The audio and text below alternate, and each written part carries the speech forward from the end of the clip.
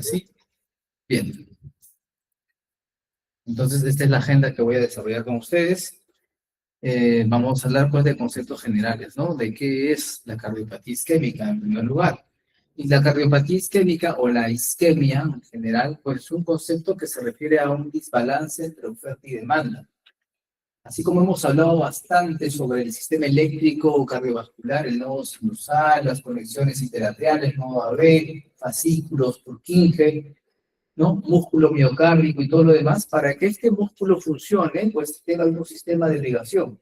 Y en este caso, pues corresponden a las arterias coronarias, las que pues deben encargarse de mantener adecuadamente irrigado al miocardio ventricular.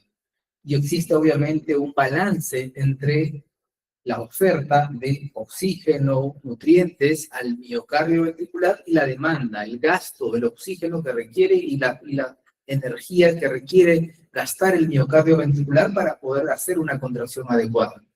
Entonces, esto debe mantener un balance, ¿no? Entre oferta y demanda, pero en algunas ocasiones este balance entre oferta y demanda pues puede verse alterado.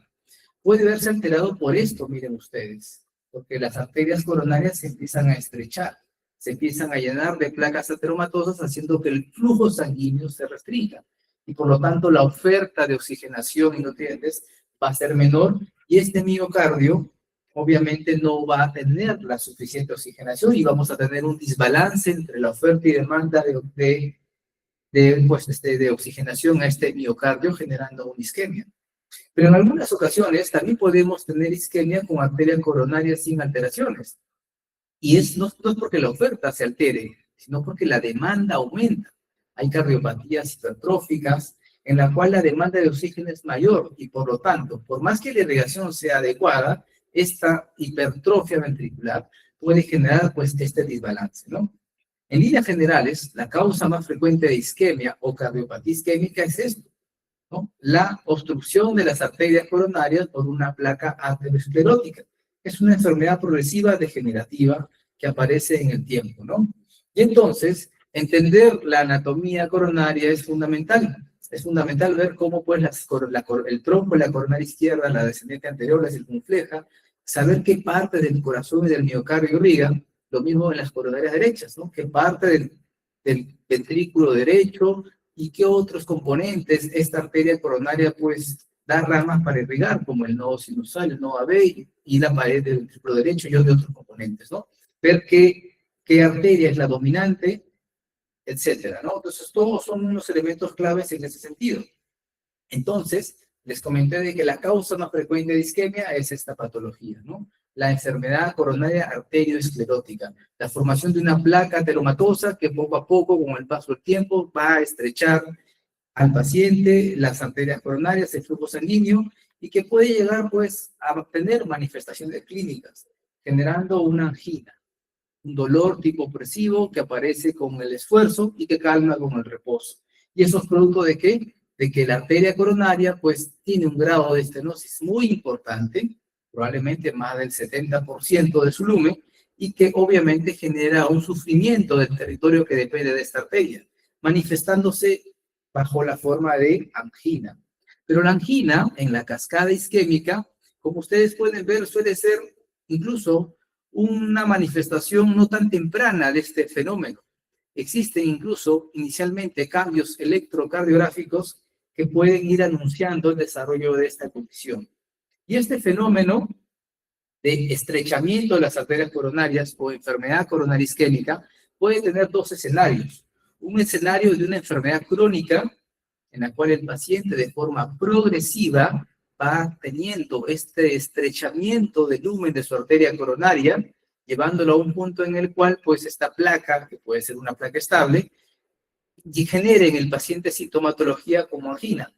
Pero también podemos tener eventos coronarios agudos, como los síndromes coronarios agudos, en el cual estos pacientes tienen, pues, un estrechamiento o un cierre del flujo sanguíneo a través de las coronarias de forma abrupta.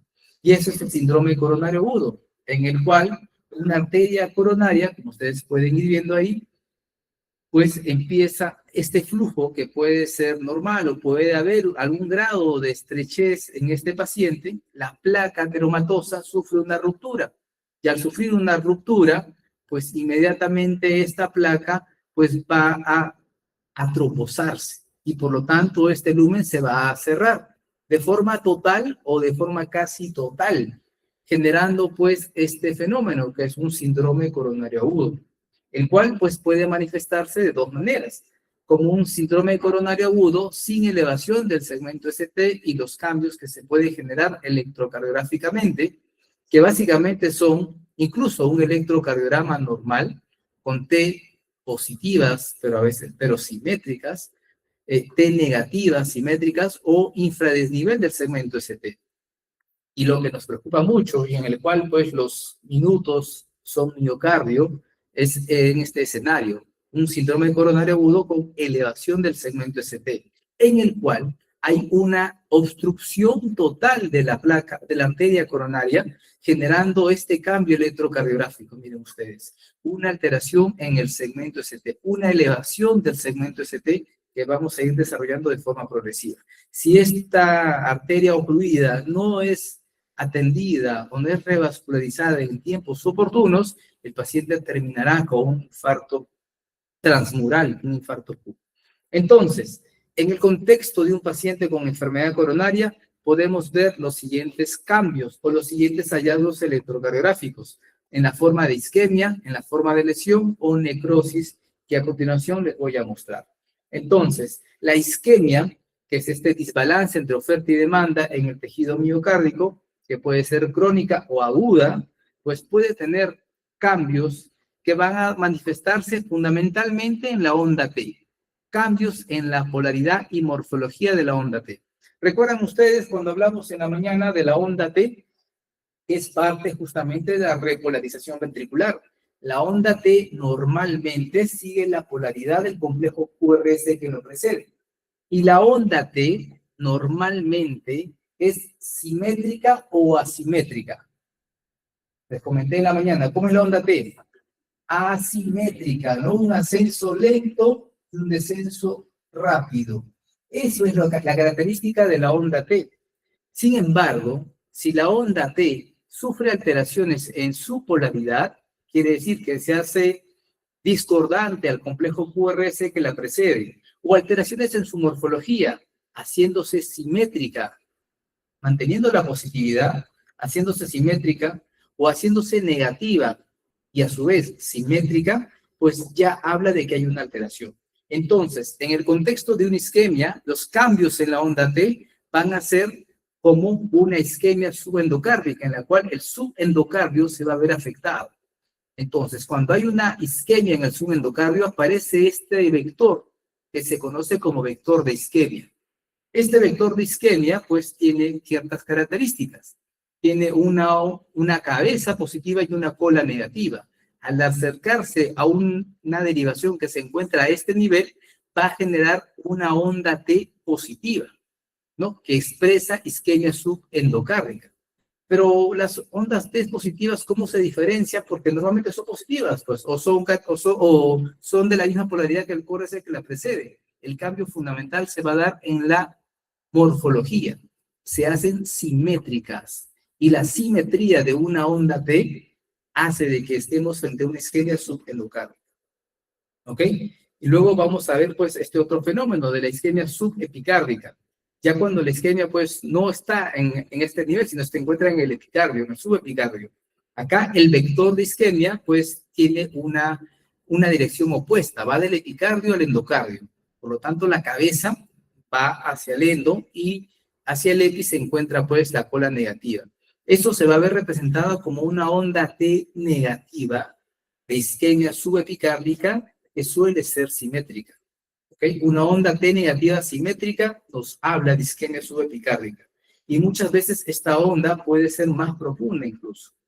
Entonces, si este fenómeno isquémico progresa, aumenta, persiste, pues ya esta isquemia va a pasar a otra alteración. Ya el tejido miocárdico va a sufrir una lesión. Y por lo tanto, esto se va a ver reflejado ya no únicamente en la onda T, sino en los segmentos que lo preceden. El segmento ST va a empezar a alterarse.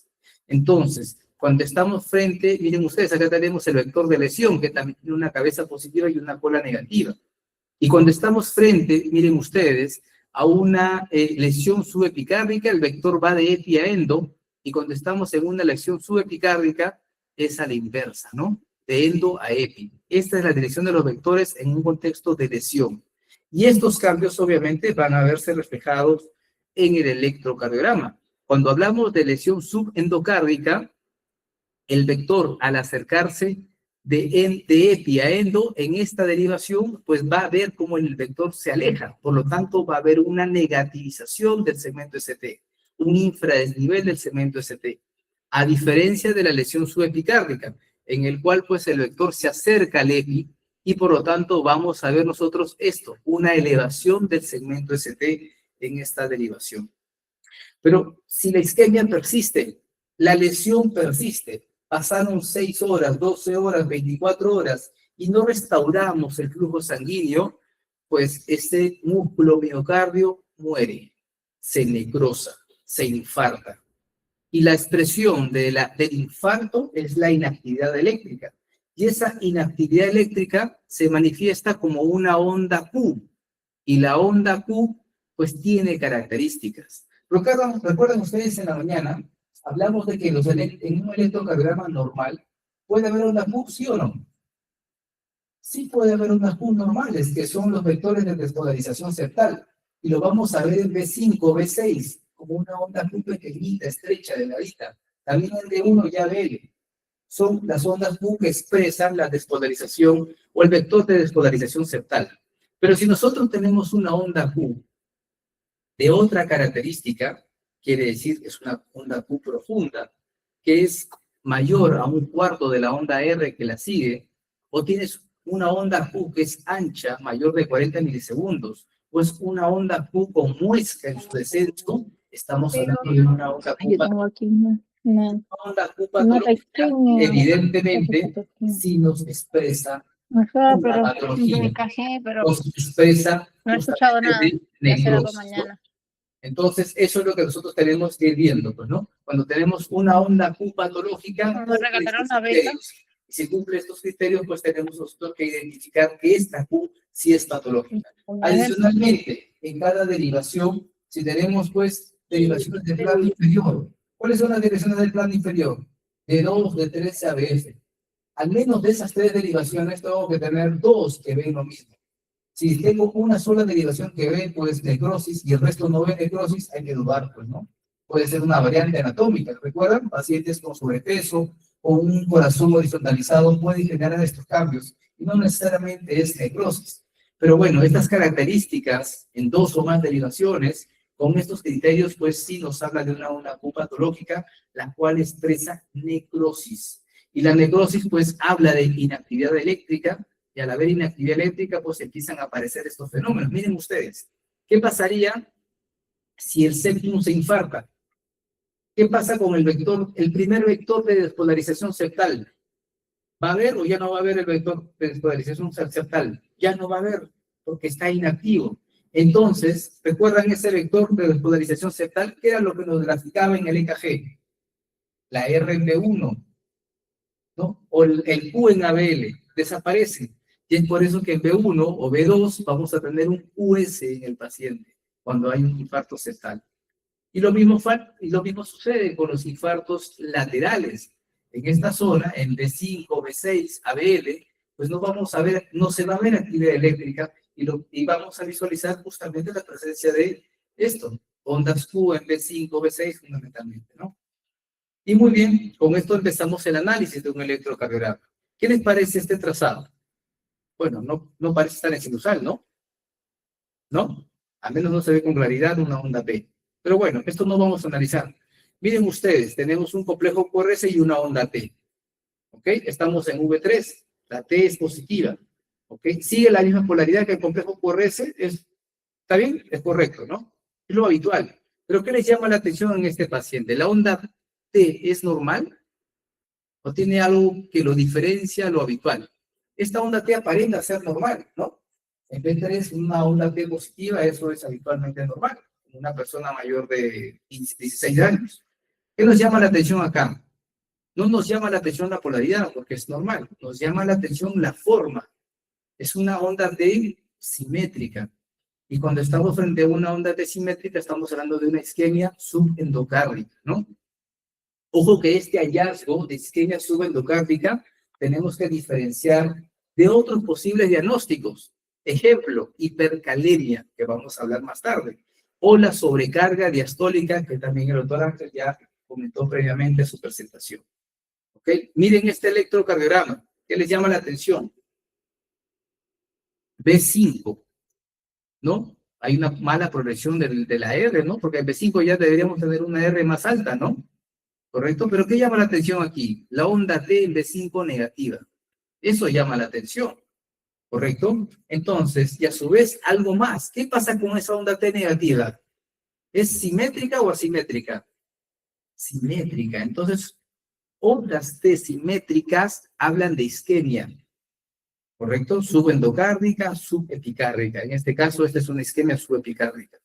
Muy bien, el infradesnivel del segmento ST, ya saben ustedes que nos habla de lesión subendocárdica, y la elevación del segmento ST nos habla de lesión subepicárdica, ¿no?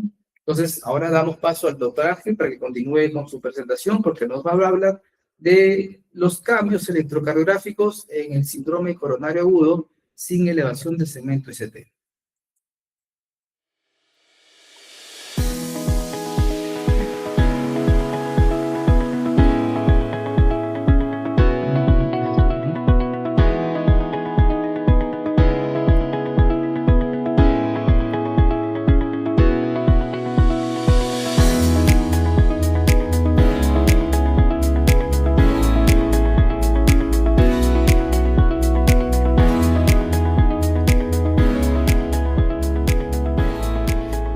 Vamos a continuar. Ahora yo voy a dedicarme a hablar del SICA ST no elevado. Ya todos sabemos que un infarto ocurre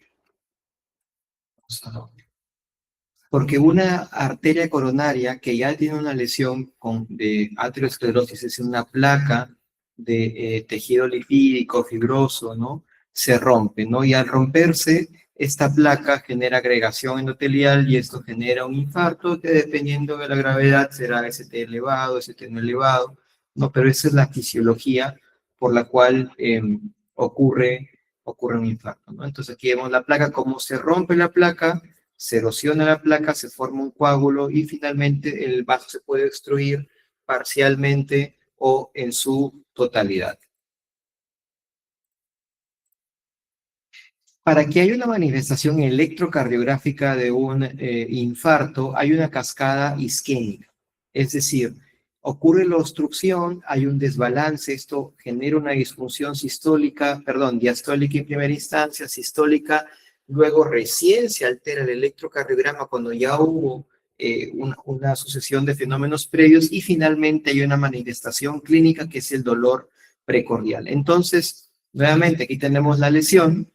Y cuando hay un desbalance oferta-demanda en el músculo cardíaco, hay una zona de isquemia, ¿no? Es decir, se altera la irrigación de este músculo cardíaco y comienzan a aparecer las alteraciones del electrocardiograma, y cuando ya hay un infarto, es decir, hay muerte celular, ya es que hay biomarcadores elevados. Y también en el ST no elevado, también como no hay zonas infartadas, ¿no? En menor porcentaje que un infarto ST elevado, como lo explicará Richard más adelante, que hay una lesión de isquemia, hay una injuria y también hay una necrosis. Ya Richard lo explicó perfectamente. Ese es un cuadro muy similar al que mostró Richard previamente, ST no elevado y ST elevado, siendo el ST elevado de peor pronóstico, pero los ST no elevados tienen también algunas presentaciones que son de muy alto riesgo. Si tenemos enzimas positivas, ya podemos decirle infarto. Si tenemos enzimas negativas, es una angina inestable aún. Entonces, esa es la progresión normal de un ST no elevado. Puede haber alteraciones de la onda T como inversión de la misma, ya también se explicó, o depresión del segmento ST. Y la gran mayoría de esos infartos a la larga producen un infarto no Q, es decir, no dejan una necrosis tan evidente en el electrocardiograma de superficie. En algunos escenarios pudiera haber una elevación transitoria del ST, pero como es transitoria, termina siendo al fin y al cabo un ST no elevado. Pero un ST elevado de forma transitoria también es un patrón de peor pronóstico. Entonces, ¿cuáles son las alteraciones en el SICA sin elevación del segmento ST por guías? Hay un porcentaje importante de pacientes que tienen un EKG normal, donde predomina la clínica, el dolor, la movilización de enzimas. Habrán otros que tienen alteraciones de la onda T, ondas T invertidas, simétricas, en 5 o más derivadas. Entonces, eso te establece un peor pronóstico. Si mientras más derivadas esté la alteración de la T, entonces puede hacer que sea un peor pronóstico. No necesariamente la cara anterior, puede ser también derivadas de miembros. Y sobre todo la depresión del segmento ST, ¿no? En una o más derivadas, y cuando el ST cae, hay un infradesnivel, hay que valorar la morfología de ese infradesnivel del ST. Esperamos que caiga más de 1 milímetro en todas las derivadas, con excepción de B2 o B3, donde ya una caída de medio milímetro puede ser significativa en presencia de clínica. Cuando hablamos de cardiopatía isquémica, la caída del segmento ST suele ser horizontal, o con pendiente horizontal, o con pendiente descendente. Son las características que a veces uno puede buscar en una prueba de esfuerzo para decir que es una caída del ST patológica. Pero va a haber algunas presentaciones que no son las típicas, unas presentaciones de mayor riesgo. Entonces ya sabemos que en el ST no elevado es que no hay supradesnivel, o hay T negativas o hay infradesnivel presente en una o varias derivadas, pero hay patrones que van a establecer pronóstico, patrones que deberían asustarnos y patrones que van a requerir una intervención invasiva de forma pronta. Uno es el patrón de Winter.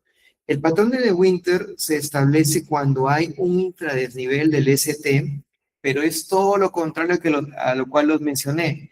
Les mencioné yo que uno en la prueba de esfuerzo busca que haya un infradesnivel con pendiente horizontal o descendente, ¿verdad? Es lo que estamos acostumbrados a reportar en prueba de esfuerzo y decimos positiva para isquemia. Pero en el de Winter no. En el de Winter hay un infradesnivel con pendiente ascendente, y la característica es que se acompaña con ondas T que son de alto voltaje, unas ondas T un poquito más altas, inclusive aquí en B2 se ve que es más alta que la R, y en B3 está casi a la misma altura. Entonces, este patrón de infradesnivel del segmento ST con pendiente ascendente y ondas T bastante elevadas y prominentes, nos están hablando de que es un patrón de Winter, termina siendo un SICA ST no elevado, pero la responsable en este caso sería la arteria descendente anterior. Aquí vemos algunos casos de la literatura. Acá hay un patrón ya mucho más grosero. Hay un infradesnivel del ST con pendiente ascendente y ondas T bastante elevadas de B2, B3, B4. Y este paciente tenía una oclusión total de la arteria descendente anterior. Entonces, es un patrón de muy alto riesgo, este patrón de Winter. Aquí hay otro ejemplo. Vean cómo hay un infradesnivel del ST, correcto, con una pendiente ascendente y ondas T que terminan ganándole inclusive la onda R. Nuevamente también aquí la arteria de la cual estamos hablando, la responsable es la arteria descendente anterior, ¿no? Es un patrón de muy alto riesgo. Tenemos por otro lado el patrón de Wellens. Hay dos tipos de patrón de Wellens, el tipo 1 o tipo A y el tipo 2, siendo el más común el tipo 2 con la presencia de ondas T negativas bastante profundas en la cara precordial. Este es el más frecuente, y el infrecuente es el tipo 1, en donde hay la presencia de ondas T isobifásicas, siendo primero positivas y luego negativas. La característica del síndrome de Wellens, como también es reportado en la literatura, es que esos electros son valorados cuando el paciente no tiene síntomas. Tuvo en algún momento, pero cuando ya le pasó el dolor y uno le toma este electro, ahí encontramos esta representación electrocardiográfica. Lo que quiere decir la onda T negativa, como ya se explicó en la clase previa, es isquemia subepicárdica. Aquí vemos como un paciente con un dolor precordial típico, está en ritmo sinusal, bien tomado, presenta ondas T negativas en casi toda la cara precordial, desde B2 hasta B6, ¿correcto? Se ven esas ondas T negativas y simétricas. Este paciente tenía una obstrucción severa de la DA proximal, ¿no? Un Zika, nuevamente, ST no elevado de muy alto riesgo. Las teorías postulan que en realidad el síndrome de Wellens fue un elevado, pero que se reperfundió de forma espontánea. Hubo un supradesnivel que nunca fue visto en algún electrocardiograma. Ya cuando llega a nosotros ya pasó el dolor, pero queda con esas ondas T negativas por la isquemia, ¿no? Entonces son teorías, ¿no? De que este en realidad es un elevado que se reperfundió de forma espontánea y al final cuando uno le toma el electro ve estos fenómenos. Y un mismo paciente puede tener desde el mismo paciente el patrón 1 y el patrón 2, ¿no? Durante su evolución hospitalaria, ¿no? Vemos como aquí tenemos la presencia de ondas T isobifásicas en la cara precordial, B2, B3, B4, y luego también hay unas ondas T profundas y simétricas que están traduciendo una isquemia significativa. Al igual que el de Winter, el patrón de Wellens es una DA también proximal o media. Tenemos también un patrón conocido como el patrón de tronco, que quiere decir una isquemia subendocárdica difusa. Tradicionalmente este patrón se caracteriza porque se presenta en pacientes que tienen lesión multiarterial, tienen una lesión en el tronco coronario izquierdo.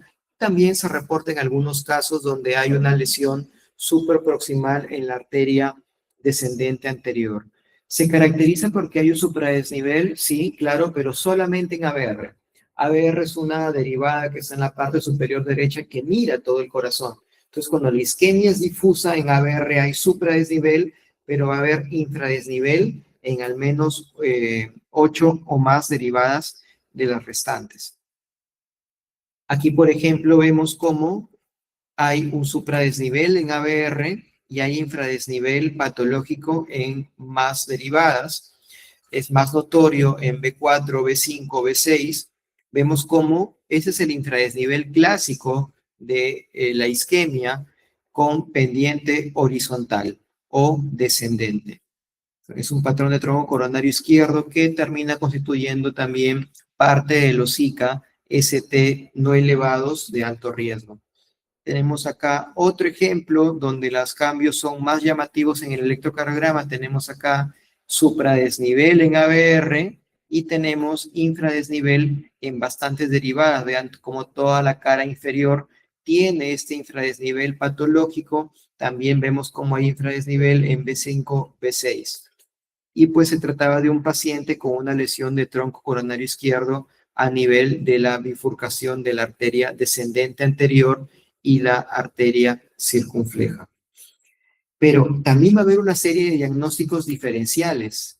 Tenemos acá un electrocardiograma de una paciente ya de 80 años que está cursando también con dolor precordial.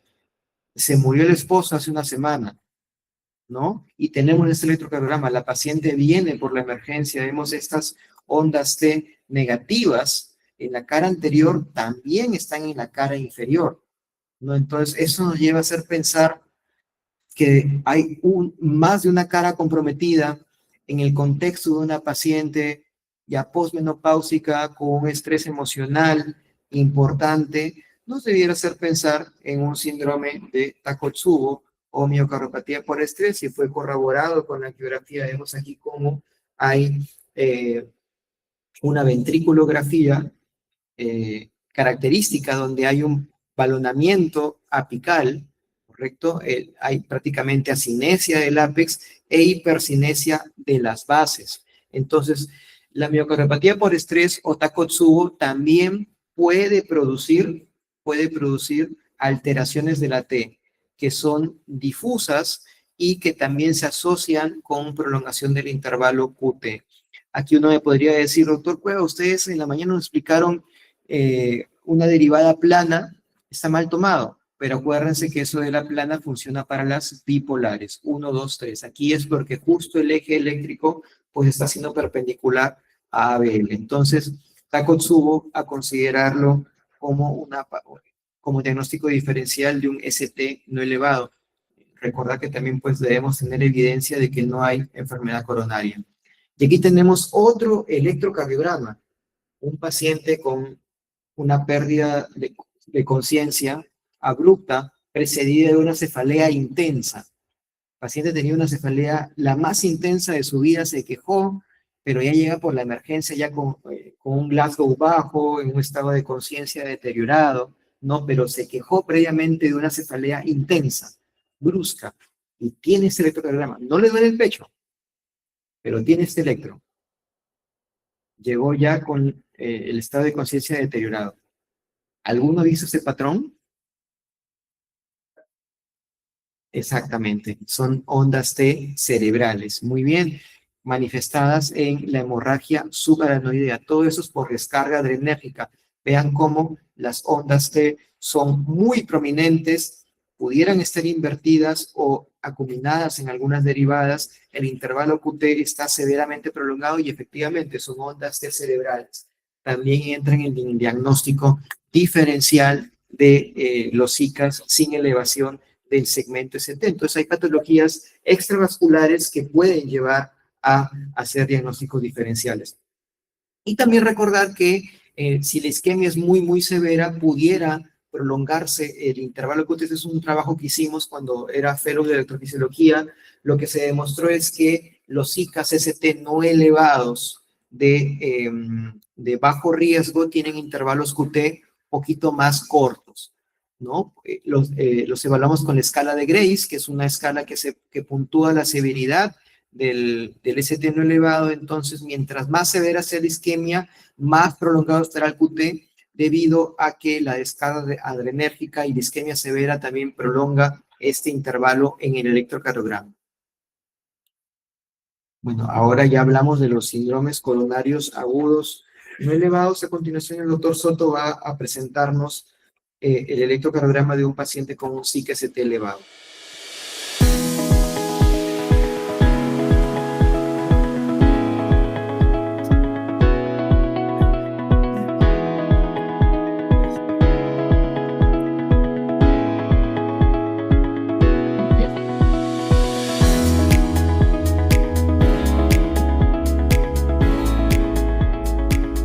Muy bien, continuando con la presentación, estamos ya en el escenario de síndrome coronario agudo. Ángel ha hecho una brillante descripción de un paciente pues, que tiene un síndrome coronario sin elevación del segmento ST. En mi caso, vamos a hablar de un paciente que tiene un síndrome coronario agudo con elevación del segmento ST. Y aquí, bueno, la diferencia fundamental en estos escenarios es de que una placa arteriosclerótica, ¿no?, ha sufrido una ruptura, y esta ruptura de esta placa ha generado un taponamiento, una obstrucción total del lumen de la arteria coronaria de forma abrupta, por lo que genera que distale esta oclusión no haya flujo sanguíneo.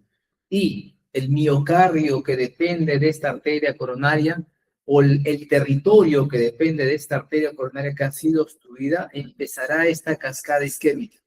Empezará con cambios celulares, tisulares, cambios en la relajación, cambios electrocardiográficos, clínica, que sugiere obviamente un episodio, un síndrome coronario agudo, que, bueno, acá lo podemos describir, un dolor torácico de inicio súbito, de gran intensidad, que se irradia, dura más de 20 minutos, no responde pues a los nitratos, y obviamente el paciente acude a emergencia. Y Ángel habló del ST no elevado, y este paciente pues tiene que tomarse un electrocardiograma antes de los 10 minutos. Y si es que nosotros detectamos este hallazgo, una elevación del segmento ST, pues tenemos que activar el código infarto. porque este paciente tiene que ser revascularizado lo antes posible. Cada minuto que pasa en este escenario es miocardio perdido, por lo que tenemos que actuar de manera inmediata. Y miren ustedes los cambios electrocardiográficos que ocurren justamente en este proceso, ¿no? Los cambios que ocurren inicialmente, que a veces es un problema. El paciente llega pues a las 2 horas o de su dolor torácico agudo y llega a veces con ondas T hiperagudas y que a veces no permiten un diagnóstico tan claro de ese elevado el ingreso del paciente. Sin embargo, pasa una media hora más, una hora más, y vemos que ahora sí, el segmento ST francamente se ha elevado.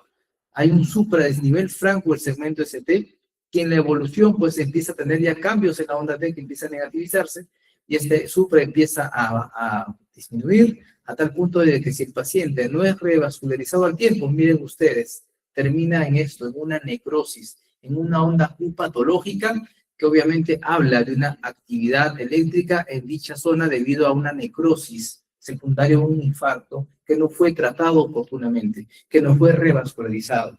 Es por eso muy importante el tema del manejo del síndrome coronario agudo con elevación del segmento ST, porque si el paciente termina en esta condición, el pronóstico del paciente es malo. El paciente va a terminar en falla cardíaca, va a terminar pues con un pronóstico malo a corto o mediano plazo, ¿no? Entonces, eso es lo que tenemos que hacer, porque si actuamos a tiempo y el paciente es revascularizado tempranamente, pues vamos a evitar llegar a esto, a la necrosis transmural. Y eso es lo que buscamos justamente cuando un paciente está con un SIG-ST elevado, ¿no?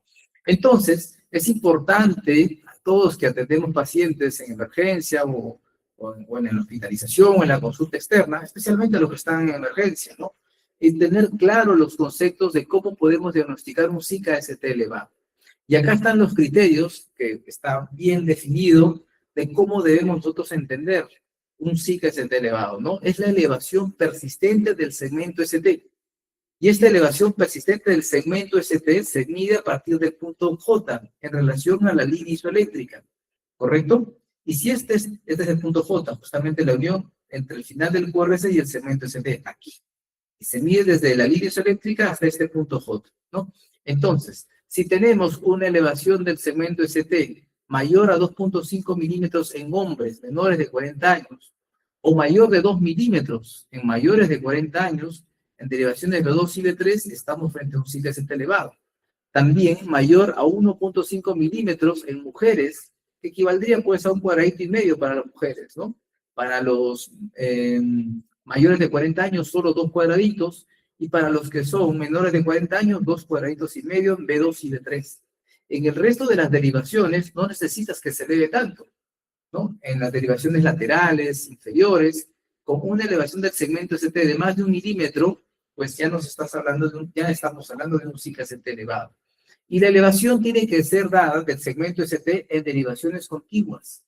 Como ustedes saben, las derivaciones inferiores de 2, de 3 ABF, pues tienen que manifestar esos cambios en 2 de estas 3 derivaciones al menos, ¿no? En derivaciones laterales de 1 a B, de B5, B6, que nos hablan de un compromiso en la pared lateral del ventrículo izquierdo, o en derivaciones precordiales de B1 a B3, o de B1 hasta B6, cuando hablamos de un infarto extenso anterior, ¿no?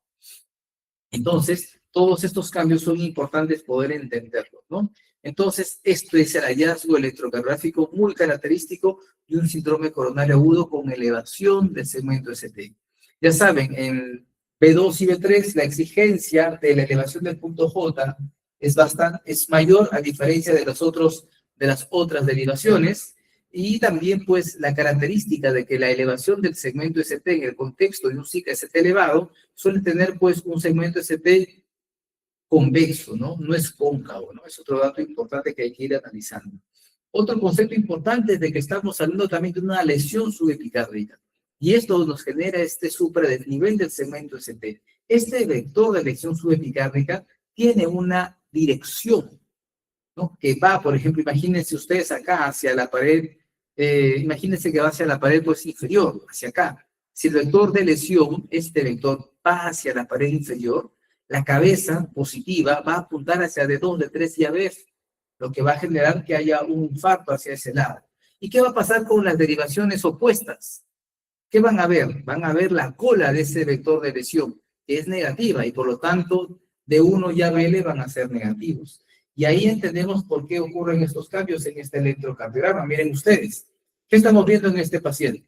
Estamos viendo claramente en D2, D3 y ABF, vemos el complejo QRS, y acá vemos el punto J, y en relación a la línea eléctrica hay una elevación del segmento ST en D3, en ABF y en D2, ¿correcto? De estas derivaciones inferiores, las tres, tenemos una elevación del segmento ST.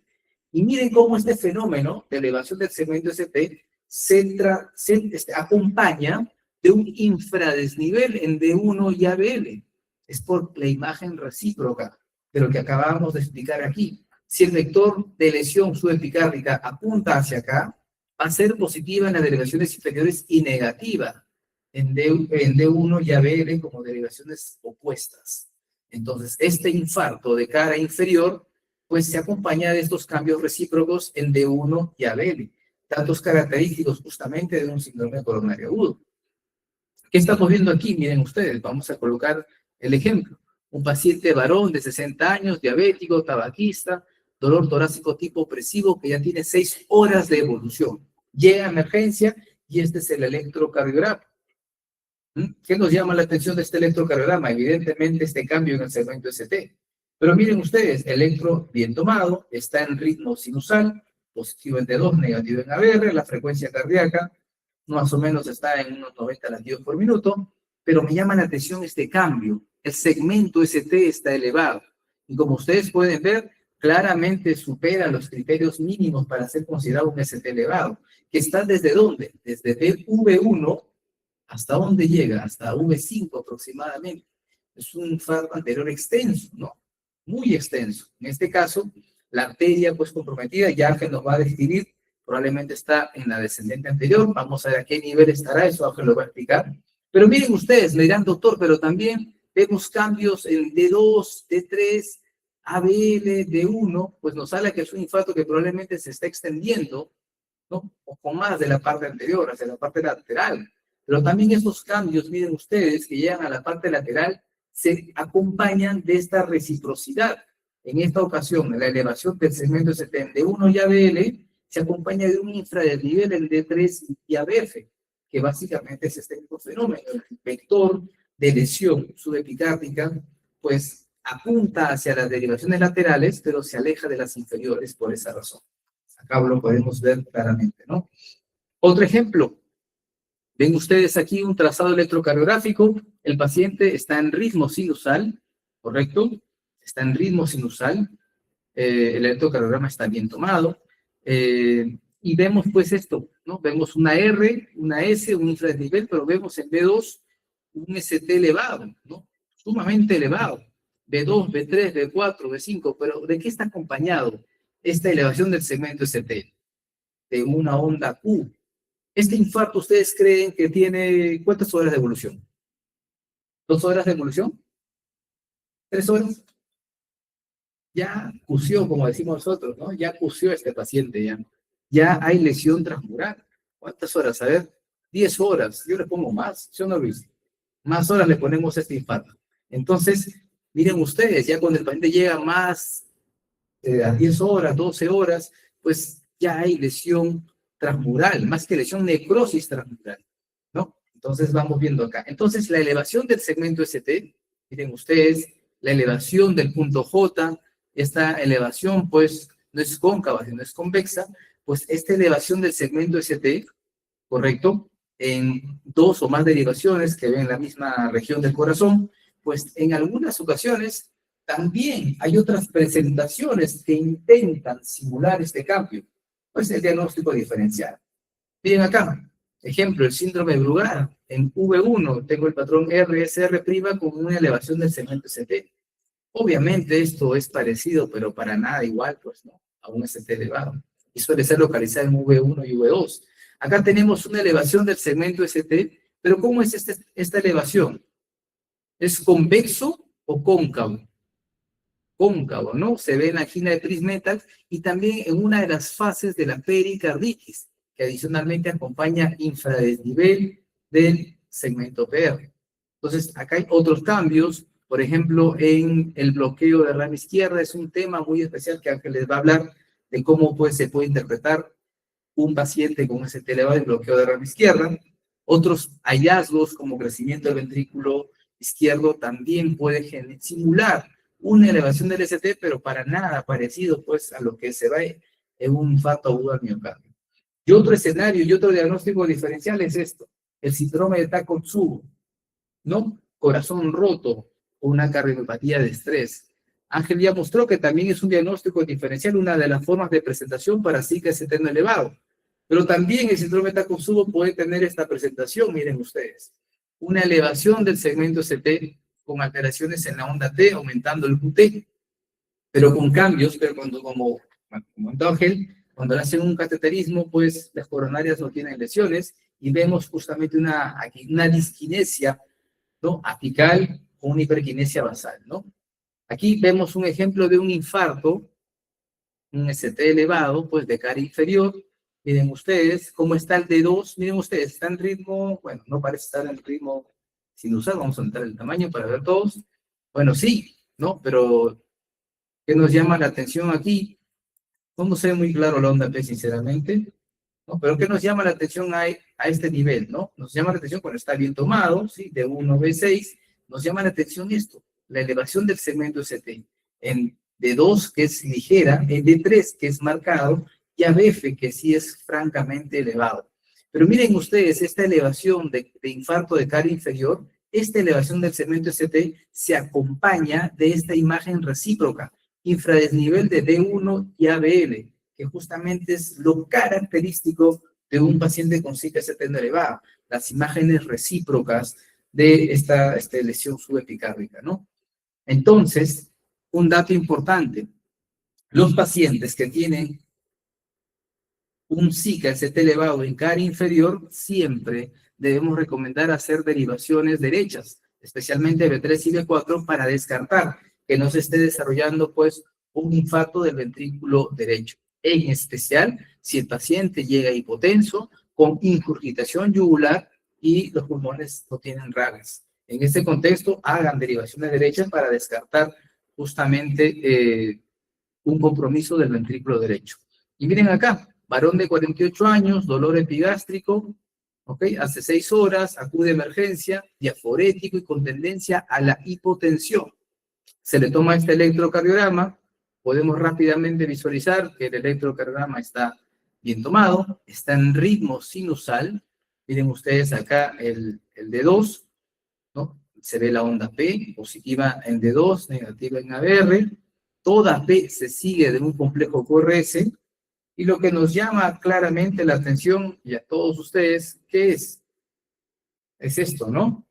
El paciente con este cuadro agudo de un dolor torácico y un electrocardiograma que en derivaciones inferiores muestra una elevación del segmento ST, pues estamos frente a un síndrome coronario agudo con elevación del ST y que obviamente tenemos que activar rápidamente, ¿no? Toda esta estrategia para poder revascularizar lo antes posible a este paciente, ¿no? Y miren cómo este cambio eléctrico en D2, D3 y ABF se acompaña siempre de la imagen en espejo recíproca, ¿no? En D1 y ABF, ¿ok? Y bueno, seguimos avanzando. Vamos viendo a este paciente entonces que tiene un infarto de cara inferior. ¿Qué es lo que toca hacer? Unas derivadas derechas. En especial, ¿por qué? Porque miren, está con tendencia a la hipotensión. ¿Y qué pasó aquí? ¿Cómo están las derivadas derechas B3 y B4R? Con elevación del segmento ST. Entonces hay un compromiso también, un compromiso del ventrículo derecho y por lo tanto pues el manejo va a cambiar. Sin lugar a duda que el manejo va a ser revascularización, porque finalmente todo paciente con ST elevado tiene que ser revascularizado lo antes posible para resolver el problema, pero también en algunos escenarios como los infartos inferiores con compromiso del ventrículo derecho, el manejo varía un poco, ¿no? Para poder ayudar a que el paciente pueda recuperarse lo antes posible. Bien, entonces esto es lo que hacemos en todo paciente que está en este escenario, en un SICA ST elevado con oclusión total de la arteria coronaria. Pues el manejo va a ser abrir esa arteria ocluida, revascularizar al paciente con un balón que se dilata a ese nivel y luego le colocar un stent para poder mantener patente esa arteria coronaria. Bien, ahora sí, continuamos con la presentación. Vamos a pedir al doctor Ángel que nos acompañe porque él va a hablar justamente de cómo podemos ahora nosotros localizar a la arteria culpable. Hemos hablado de infartos inferiores, infartos anteriores, infartos laterales, y cómo el electrocardiograma se convierte en una herramienta clave para decirnos quién es esa arteria culpable del infarto. Muy bien, entonces, ¿no le dices, amigo? Ari, ¿no? Muy bien. Entonces te dejo. Gracias. No sé si se ve de forma virtual. Parece que no. Vamos a ponerlo. ¿Sí? Sí, sí, ¿me confirmas? ¿Vale? La verdad.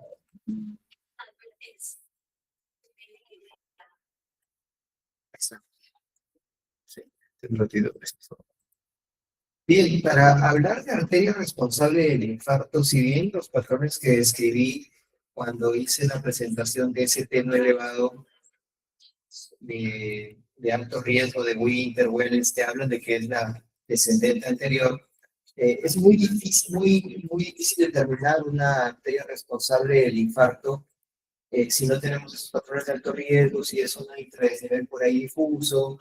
eh, entonces eso es muy complejo. Pero en el contexto de un ST elevado, como lo voy a presentar a continuación, sí podemos determinar o aproximarnos bastante a cuál es la arteria responsable del infarto. Pero para saber eso hay que saber anatomía, hay que saber qué irrigan las determinadas arterias del corazón, sabiendo que son dos, coronaria derecha, coronaria izquierda, y que la coronaria izquierda se bifurca en arteria descendente anterior y arteria circunfleja. Entonces, aquí tenemos la predisposición de las derivadas precordiales, pues que están en la cara anterior, y las derivadas de miembros. Entonces, van a ver reflejada una u otra cara. Y aquí tenemos la irrigación más o menos del corazón. Estos son los 17 segmentos del ventrículo izquierdo, determinados por ecocardiografía, que estamos también acostumbrados a reportar. Vemos cómo la arteria descendente anterior va a irrigar pues, la cara anterior y un poco del septo y un poco de la cara lateral. Tiene sus ramas sectales y diagonales, ¿sí? Dependiendo si están de un lado o el otro. La arteria coronaria derecha que irriga la cara inferior, eh, vamos a hablar de una derecha dominante cuando irriga más de ese territorio, y la arteria circunfleja que irriga la cara inferolateral, ¿no? Entonces, esta irrigación es importante conocerla y es importante saber también qué derivadas son las que miran cada cara, y esto lo podemos deducir fácilmente de la ubicación en el plano frontal y las derivadas de miembros. Las tres derivadas de abajo, 2, 3 y ABF, pues van a evaluar la cara inferior, de 1 a BL, la cara lateral alta, B5, B6, la cara lateral, de B1 a B4, la cara anteroseptal. Entonces, así más o menos uno puede discernir qué arteria es. Ya el doctor Soto ha expuesto, ¿no? Es un infarto anterior, de A, un infarto inferior, derecha, ¿no? Pero hay un poquito de finezas y yo quiero en esta charla dejarles las finezas. Infarto inferior. ¿Cuándo es arteria coronaria derecha? ¿Cuándo es arteria circunfleja? Va a ser un compromiso de arteria coronaria derecha cuando el supradesnivel, estamos claros que hay supradesnivel en cara inferior, si no fuera inferior, pero cuando el supradesnivel del ST es mayor en D3 que en D2, esto muy probablemente apoya el origen de coronaria derecha. Pero si ocurre lo contrario, si el supradesnivel es más en 2 que 3, esto probablemente apoya que se trate de una arteria circunfleja. D1 también entra para echarnos una mano. Si hay infradesnivel de D1, la arteria responsable más probablemente será la coronaria derecha, pero si hay supra o esciso eléctrico, se tratará de una arteria circunfleja. El compromiso de ventrículo derecho obviamente será dado por la coronaria derecha, y son lo más frecuente, lo que quisieran que se lleven para la casa. D1. D1 es una derivada izquierda ¿correcto? Entonces, si estamos hablando que la arteria comprometida es la circunfleja, lo lógico es pensar que el circunfleja irriga cara lateral del ventrículo izquierdo, haya o exista un supradesnivel en D1. Entonces, un supradesnivel de D1 acompañado de infradesnivel marcado en cara inferior apoya que sea una CX. Por el contrario, si está el vector un poquito más tirado a la derecha, supradesnivel en cara inferior con infradesnivel en D1, apoya que se trate de una arteria coronaria derecha. Entonces, D1 nos ayuda para esto, ¿no? Si ya tenemos los elementos, la relación del supra en 2 en D3 y también D1 para discernir entre una y otra. B1 también viene a darnos una mano amiga. B1 nos ayuda a determinar de repente la proximidad de un infarto. En el contexto de un infarto de coronaria derecha, pudiera existir un leve supradesnivel en B1 cuando es una arteria de derecha muy proximal. Esto porque las derechas muy proximales comprometen la irrigación del ventrículo derecho y al final B1 mira un poquito el ventrículo derecho. Entonces, si hay un supradesnivel ligero en B1, estaremos frente a una arteria coronaria derecha proximal. Si está isoeléctrico es un poquito difícil discernirlo, pero si hay un poquito de infradesnivel, probablemente se trate de una arteria circunfleja. Y aquí les traigo 2 electrocardiogramas con patrones de infarto de cara inferior, ¿no? A ver, veamos el del lado derecho. ¿Qué les parece ese infarto de cara inferior? El supradesnivel es mayor en 3, en 2 o mayor en 2 que en 3, en este de aquí, en el lado derecho. Arteria responsable, coronaria derecha, ¿no? Muy probablemente en una región proximal, aunque B1 no está supradesnivelado, vean cómo hay cambios recíprocos en 2 también, ¿no? Vean cómo también hay un infradesnivel en ABL, eso es arteria coronaria derecha. Por otro lado, tenemos un infarto de arteria circunfleja en el electrocardiograma que está a su izquierda. Ahí la elevación es mayor en 2 que en 3, ¿correcto? Entonces, esto apoya que sea una circunfleja, ¿no? Entonces, son sutilezas. Al final, la conducta es la misma. Este paciente tiene que ir a una coronariografía con posibilidad de revascularización. Aquí vemos también cambios recíprocos de la pared posterior. Este es un SICA-ST elevado de cara inferior. Vemos cómo hay un supradesnivel que no ha marcado en 3 que en 2. El PR por ahí limítrofe en algunos latidos. Y vean cómo hay una corriente en espejo, ¿no? De lesión de B1 a B2. B1, B2 están en la cara anterior, correcto, pero el hecho de tener un infradesnivel en estas derivadas quiere decir que hay un supradesnivel en B8 o B9, que mira la cara posterior. También el otro foto nos habló que hay derivadas posteriores, ¿no? Entonces, es un infarto grande, es un infarto inferior con extensión a la pared posterior del ventrículo izquierdo. Y estamos en la obligación, repito, en la obligación de que a todo paciente con un infarto de cara inferior se le tomen derivadas derechas para ver o no si es que hay compromiso del ventrículo derecho. Y las derivadas derechas no son otra cosa que colocar las derivadas que estamos acostumbrados a ponerlas en la posición habitual en el lado derecho, guardando las mismas relaciones con una prácticamente configuración refleja o en espejo. Si encontramos supradesnivel en B4R o en B3R, pudiéramos decir que este paciente tiene un infarto de cara inferior con extensión hacia ventrículo derecho, lo cual es una presentación un poco más agresiva de este síndrome coronario isquémico agudo. Aquí les muestro un infarto de la arteria circunfleja. En esta oportunidad vemos que el supradesnivel de D2 es superior al de D3, L está plano, ¿no? También hay un compromiso de pared posterior y aquí también lo que apoya que sea una CX es que hay un supradesnivel B5, B6, es decir, la cara lateral izquierda está comprometida porque la arteria circunfleja es la que irriga esta región. Ahora bien, vamos a hablar acerca de qué ocurre o a qué nivel de la descendente anterior está un infarto. Y eso es algo muy intuitivo, mucha lógica. no hay que tratar de memorizarlo porque ahí nos podemos confundir. Ya sabemos que supradesnivel en la cara anterior es DA, pero con sutilezas del electro podemos decir DA proximal, DA media, DA distal, etc. Entonces, cuando es un infarto muy proximal, va a haber un vector hacia arriba, ¿correcto? Va a haber supradesnivel en cara anterior, pero como la lesión es tan proximal, va a haber una corriente refleja o en espejo en la cara inferior. Las tres derivadas inferiores, por lo tanto, van a ser negativas, como en este caso.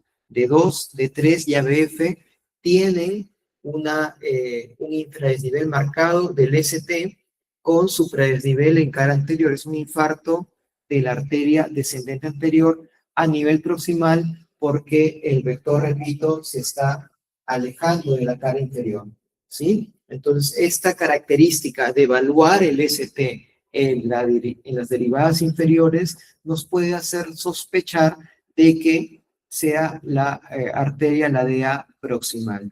También se acompaña de un supradesnivel de D1 y de ABL, que son derivadas que miran la cara lateral. ¿Qué pasa si ya estamos en la DA media? Es decir, si estamos un poquito más allá de la arteria, es la arteria septal, acá tenemos la arteria diagonal. Si estamos frente a una DA media, la cosa ya comienza a cambiar un poquito. Nuevamente, va a haber supradesnivel en cara anterior. Estamos en el contexto de un infarto anterior. Pero ya las derivadas inferiores van a cambiar un poquito. Puede haber infradesnivel en una, pero esta vez ya no en todas, porque el punto de obstrucción está un poquito más abajo, ¿correcto? Y si estamos proximales a la primera diagonal, seguirá manteniéndose el supradesnivel en ABL, porque se compromete la irrigación de la primera diagonal, que irriga la cara lateral del ventrículo izquierdo, entonces va a haber supradesnivel en ABL, como en este ejemplo. Aquí tenemos también un infarto de cara anterior, ¿correcto? Y vemos cómo hay un intradesnivel del ST, que es cierto, está en todas las derivadas, pero también hay un supradesnivel en ABL. Aquí dos casi plano, pero este electrocardiograma es un infarto de cara anterior, distal en la primera sectal, pero proximal en la primera diagonal. Una sutileza para diagnosticarlo de un infarto de DA un poquito más proximal es que ya cuando están pasándose un poquito más allá de la primera septal, comienza a haber supradesnivel en B5, B6, que están un poquito más abajo. Los de DA muy proximal tienen B5, B6 o recto o infradesnivelado. Y a la larga, pues, comenzará a aparecer la presencia de ondas Q patológicas, ¿no? Aquí tenemos una onda Q patológica en ABL, de B1 a B3, mala progresión de arras precordiales, y queda, pues, la onda T invertida. Y también esos infartos pudieran o no asociarse a bloqueo de rama derecha con presencia de onda Q patológica que precede a esta onda R alta. Aquí también tenemos la presencia de necrosis de cara lateral en D1 y ABL. Y un supradesnivel, si se mantiene mucho tiempo, nos debiera hacer sospechar de la presencia de un aneurisma del ventrículo izquierdo. ¿Qué pasa ahora si la lesión va migrando? Estamos ya pasando la primera diagonal, entonces estamos descendiendo el nivel de la estenosis o de la obstrucción. Por lo tanto, es lógico pensar que ya la cosa va cambiando en derivadas inferiores. Ya no todo es infra, ya comenzará a haber un ST o isoeléctrico o elevado en derivadas inferiores porque la lesión está yéndose a más distal. Y como la primera diagonal está respetada, ya el ST va a estar plano o infradesnivelado en ABL, como es en este ejemplo. Plano o infradesnivelado en ABL, ya es una DA media esto, y en cara inferior vemos como ya no hay un infra, ¿no? Están planas o con infradesnivel. Entonces ya la lesión está yéndose un poquito más allá. Y si vamos aún más distales, ahora es lógico pensar que va a haber sigue habiendo compromiso de cara anterior, pero ya las derivadas inferiores van a tener supra, porque estamos ya prácticamente en una DA distal que de alguna manera u otra tiene un poquito de irrigación en la cara inferior. como es este ejemplo, vemos cómo hay un ST elevado de cara anterior, pero miren, 2 y ABF tienen un poco de supradesnivel. Esa es una DA distal. Hay mucha literatura de esto, muchos signos, mucha información en los libros. Yo creo que la verdad no es práctico aprenderse todo esto. Es importante que sepamos que existe, leerlo, entenderlo, no memorizarlo, pero pues como lecciones quisiera dejar que la utilidad de las derivadas inferiores en el contexto de un infarto anterior. ¿Por qué? Repito y recalco, si la lesión es muy proximal, se va a alejar el vector de derivadas inferiores y a medida que te estás migrando a distal, va a haber supradesnivel, ¿no? Las derivadas inferiores nos ayudan a ubicar más o menos la lesión. Entonces, un algoritmo que acá les quiero dejar como resumen, cara anterior va a haber supra sí o sí. Si es de A, B1, B4, va a haber supra. Pero la cosa comienza a cambiar en inferiores, ¿no? Mientras más proximal sea, habrá un infra en todas y a medida que nos vamos yendo un poquito más distales, comenzará a aparecer supra. En transiciones habrá infra, ¿no? Pero esto ayuda a determinar más o menos el nivel del infarto del compromiso de la arteria descendente anterior. ABL nos ayuda para saber si es proximal o distal a la primera diagonal, ¿no? Porque prácticamente la cara lateral que está irrigada por la primera diagonal, pues es vista por ABL de forma directa. Y B5 y B6 también es variable, porque si bien son derivadas precordiales, al fin y al cabo en ese escenario son las más inferiores y se pueden comportar, su comportamiento es tan igual como los de la cara inferior. Entonces, este es un algoritmo que prácticamente lo resumí. Después de haber revisado tanto eso, esto me parece muy práctico, echar mano a las inferiores, echar mano a ABL. Pero, repito, la conducta es la misma. El paciente tiene que ir a un cateterismo cardíaco urgente porque es un ST elevado. Bastantes, esa es prácticamente una diapositiva que de repente debía estar al inicio, pero debemos saber que pues dependiendo de la ubicación de algunas derivadas, vamos a ver la región afectada y saber pues que la descendente anterior genera supradesnivel en cara anterior, cara inferior, derecha o circunfleja, ¿no? Y ahí también en cara inferior echar mano a la relación 2 y 3 y no se olviden nunca de tomar derivadas derechas cuando estamos en el contexto de un infarto de cara inferior. Muy bien, muchas gracias. Ahora bien, talleres, ¿no? ¿Talleres? Líneas de talleres. Muy bien. Bueno, entonces ahora continuamos con la charla de complicaciones eléctricas en infarto.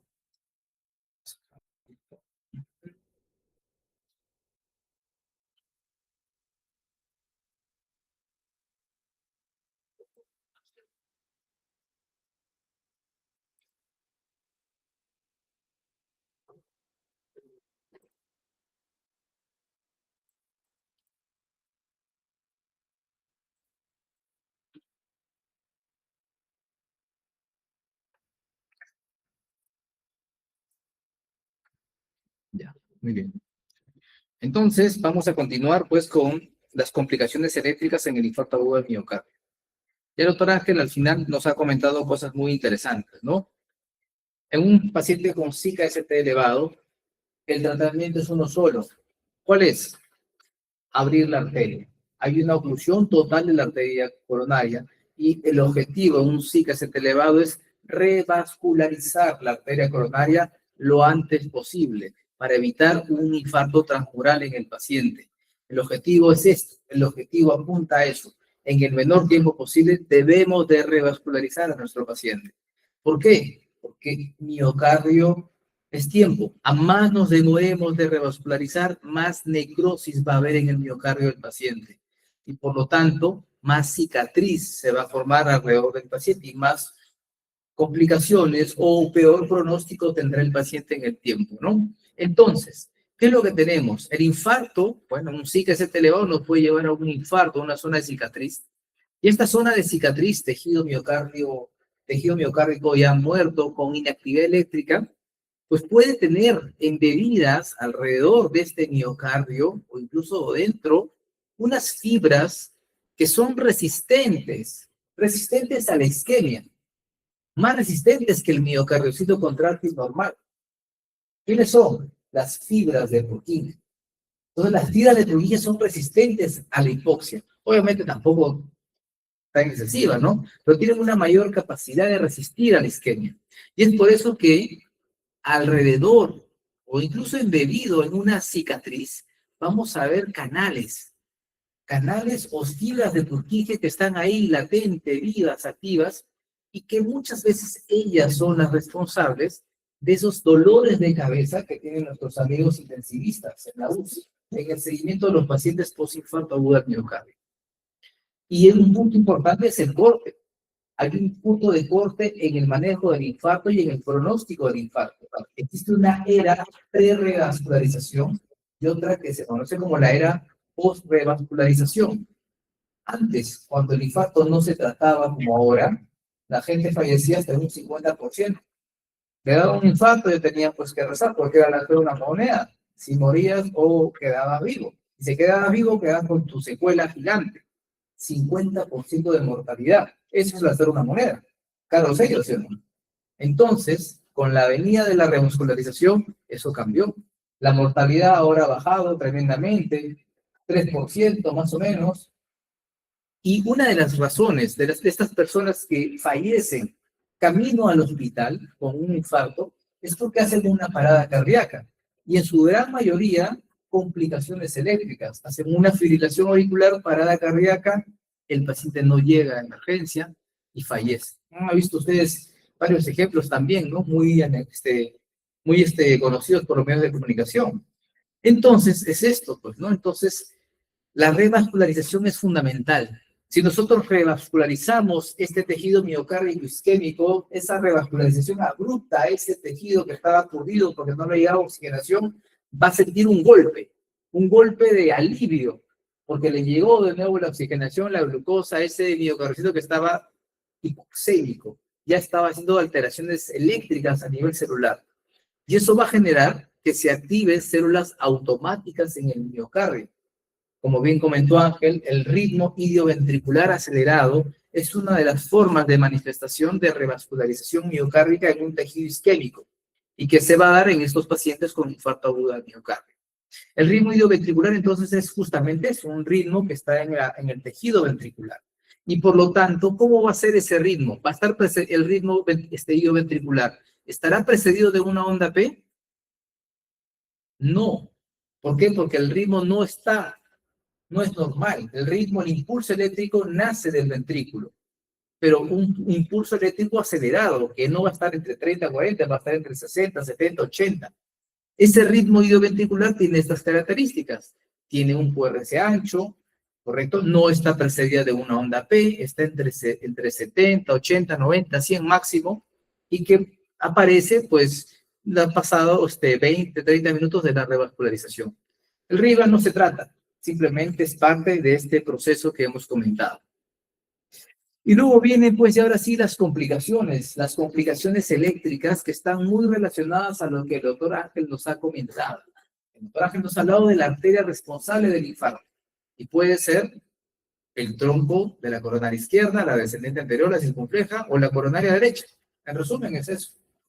Y las complicaciones eléctricas van a estar asociadas a qué elementos del sistema eléctrico estas arterias alimentan y cuál es la arteria afectada.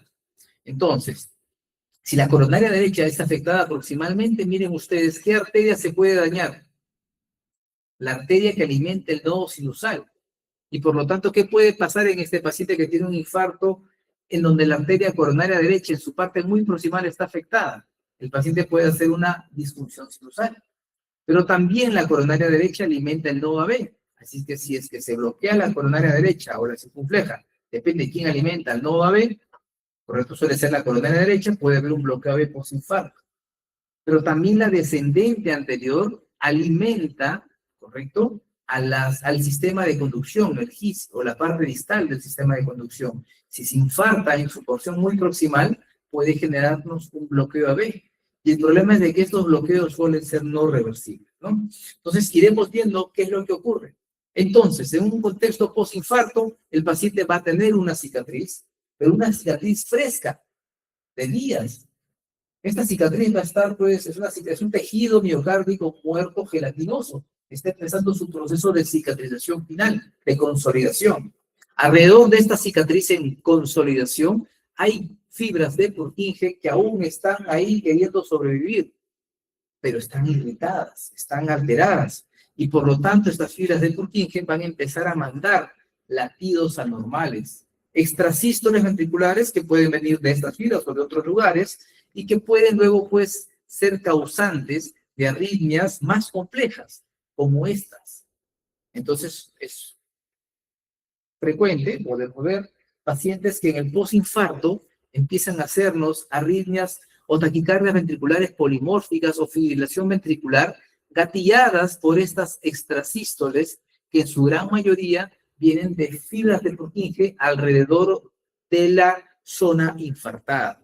Y estos pacientes, pues muchas veces, pues, a pesar de todo lo que se les da, antiarrítmicos, betabloqueadores, lo sedan, el paciente sigue haciendo tormenta eléctrica, arritmias ventriculares, y obviamente tenemos que entrar a tratar a estos pacientes si es que no responde a nada, es como última opción. Y nuestro objetivo es identificar esa fibra de Purkinje y eliminar esa fibra de Purkinje. Nuestro objetivo no es entender la cicatriz que recién está empezando a consolidarse, ¿ok? Este es otro ejemplo, miren ustedes, un paciente 5 días post-infarto anterior que no fue revascularizado y tiene esta taquicardia. ¿Qué les parece esta taquicardia? Obviamente está acelerado el paciente, está en taquicardia. ¿El complejo cómo es? ¿Ancho o estrecho? Complejo ancho. Es una taquicardia QRS ancho. ¿Es una taquicardia regular o irregular? Es una taquicardia irregular. Muy bien, luego hablaremos cómo vamos a identificar, pero por supuesto esto corresponde a una taquicardia ventricular, ¿no? Así es que vemos algunos criterios, específicamente veré qué. ¿Ok? Y luego, pues vamos a ver acá otros ejemplos, ¿no? Paciente de 54 años, 8 horas post revascularización de infarto, ST elevado anterior. Ustedes pueden ver acá, ¿no? Vemos ahí una elevación del segmento ST, pero pues ya hay zonas de necrosis, ¿no? De B1, B2, B3, B4 están pues afectadas, ¿no? Y obviamente pues habla pues de esta evolución. Miren ustedes, acá vemos otro ejemplo. ¿Qué es lo que estamos viendo acá? Un paciente con otra taquicardia. ¿Y cómo está esta taquicardia? Esta taquicardia es regular. Bueno, primero, ¿es una taquicardia QRS ancho o QRS estrecho? Estrecho. ¿Cómo es? ¿Es una taquicardia regular o irregular? Es irregular. Entonces, la taquicardia QRS estrecho, irregular, más frecuente, se llama fibrilación auricular en el contexto de un infarto agudo al miocardio, ¿no? Entonces, esto es lo que también podemos ver en estos pacientes y pueden aparecer a partir del segundo día post-infarto y pueden asociarse también a algunos pronósticos no favorables. Otro de las complicaciones eléctricas es que el corazón se ponga muy lento, haga bloqueos AB. Y los bloqueos auriculoventriculares pueden verse hasta un 2% de los pacientes post-infartados. Generalmente, miren ustedes, la arteria que alimenta el nodo AB es la coronaria derecha. Y si el infarto ocurre en la coronaria derecha, proximal a esta arteria que alimenta el nodo AB, pues obviamente vamos a tener esta complicación. En un 90% coronaria derecha y en un 10% circunfleja. Lo positivo de este escenario es de que los infartos de cara inferior con bloqueo AB, estos bloqueos suelen recuperarse espontáneamente entre el tercer y quinto día. Así es que hay que tener un poco de paciencia con estos pacientes y no necesariamente van a terminar con marcapasos. Eso, acá vemos un ejemplo, miren ustedes, ¿qué les llama la atención en este paciente? Varias cosas, ¿no? Lo que es más, bueno, primero miremos, ¿el paciente está en ritmo sinusal o no está en ritmo sinusal? Como ritmo que comanda la actividad eléctrica del corazón. ¿Qué les parece? Para hablar de ritmo sinusal, recuerdan que hablamos de 3 elementos, ¿no? Primero, que venga pues del nodo sinusal, que está arriba, ¿no? En la aurícula derecha, cerca a la vena cava superior. Segundo, pues que este ritmo conduzca o que haya una conducción de la actividad eléctrica que vaya de aurícula a ventrículo y se dé una conducción 1-1, aurículo ventricular. Y la frecuencia entre 50 y 100 latidos por minuto. Entonces, el primer criterio, el vector de despolarización. Miren ustedes, ¿cómo está la onda P en D2? Positiva. ¿Y cómo está en ABR? Negativa. ¿Con eso alcanza para decir que está en ritmo sinusal el paciente? No. necesitamos también saber que cada onda P conduzca al ventrículo. Entonces, les pregunto, ¿todas las ondas P conducen al ventrículo? No, hay P's sueltas, P's bloqueadas. Acá hay otro ritmo, ¿no? Que es un ritmo de escape ventricular en el contexto de un bloqueo AB. En un paciente que está presentando un evento coronario agudo, dolor torácico y síncope. ¿Qué está pasando en este paciente? ¿Qué pasa en D2, D3 y ABF? ¿Qué pasa con el segmento ST? Supradesnivelado, con su imagen especular en D1 y ABL también. ¿Lo ven? ¿No? Está ahí D1 negativo, ABL negativo, infradesnivelado. Y además vemos algo que nos llama la atención. Mira qué pasa en V1, V2 y V3. Hay un infradesnivel, una imagen en espejo que nos dice que hacia la pared posterior hay una elevación del segmento ST. Entonces estamos frente a un infarto bastante amplio, bastante extenso, en la cara inferior. Es un infarto ínfero-posterior que además está asociado a una complicación eléctrica como un bloqueo AB. ¿Ok? Este es otro ejemplo, un paciente con, igual, ¿no? Paciente de 80 años, disnea, dolor torácico y disnea, pues igual ingresa pues con un dolor torácico, pues vemos acá hay un IMAQ evolutivo ya de va a aparecer de varias horas, pero vemos pues ondas P sueltas. ¿Ven ustedes acá en D2? P aquí, P aquí, P aquí, P aquí, P aquí. Vemos una disociación AB. Vemos que hay obviamente una bradicardia. Hay una bradicardia, hay complejo que está más o menos a unos 40 latidos por minuto, y vemos que hay más P's que ventrículos. Hay una disociación aurículo-ventricular en el contexto de un IMAQ evolutivo anterior. ¿Qué pasa en los IMAQ evolutivos o los infartos ST elevados anteriores, donde se eleva el segmento ST en las derivaciones precordiales y tienen bloqueo AB? Ellos tienen menor chance de recuperarse. Generalmente terminan en marcapasos. ¿Por qué? Porque la necrosis o la lesión que ocurre a ese nivel suele ser bastante fuerte. No hay arterias que traten de compensar esa pérdida de circulación en el nodo AB cuando se obstruye la descendente proximal, y el nodo AB suele necrosarse y ese bloqueo AB suele ser irreversible, terminando el paciente muchas veces en implante de marcapasos, ¿no? Muy bien, ahora sí, terminamos esta sesión de síndrome coronario agudo. Vamos a tomarnos pues unos minutos para compartir este refrigerio que les han dado, tomen unas bebidas y continuamos con el doctor Ángel para que nos haga el taller de síndrome coronario agudo.